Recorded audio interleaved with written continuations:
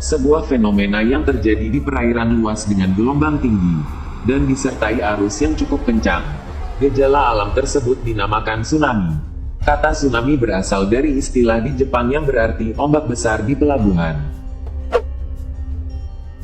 Umumnya tsunami dikenal dengan istilah gelombang pasang. Namun, hal tersebut berbeda dengan aktivitas pasang surut air laut yang dipengaruhi oleh gravitasi, matahari dan bulan. Tsunami merupakan gelombang yang lebih besar dari biasanya.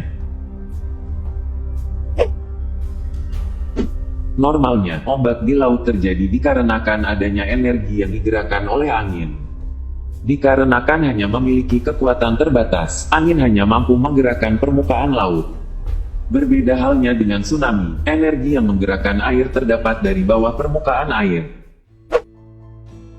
Contohnya seperti terjadi longsor di bawah laut, erupsi di dasar laut, hingga yang paling umum ialah pergeseran lempeng tektonik yang mengakibatkan gempa di dasar laut, dan memicu pergerakan gelombang air laut. Energi tersebut bergerak menuju permukaan di atas laut, hingga membuat semacam gundukan. Gravitasi menariknya ke bawah, dan energi tersebut terpecah secara horizontal.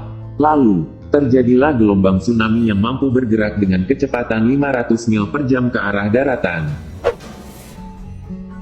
Pada saat masih di tengah laut, gelombang di permukaan nyaris tak nampak. Hal tersebut karena energi yang bergerak berada di bawah permukaan. Ketika mencapai laut dangkal, gelombang tersebut berangsur meninggi. Turunnya volume air di dasar laut membuat energi tertekan, hingga terciptalah fenomena yang disebut wave shoaling.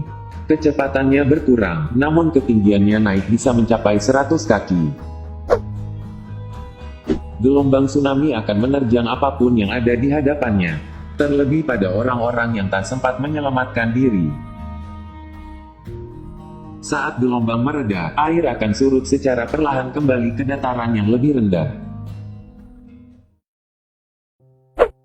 Tsunami pada tahun 2004 di Samudra Hindia merupakan yang paling mematikan.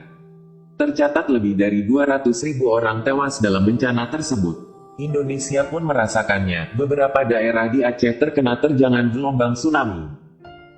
Apabila kekuatan alam tak mampu dibendung manusia, cara yang terbaik adalah menghindarinya.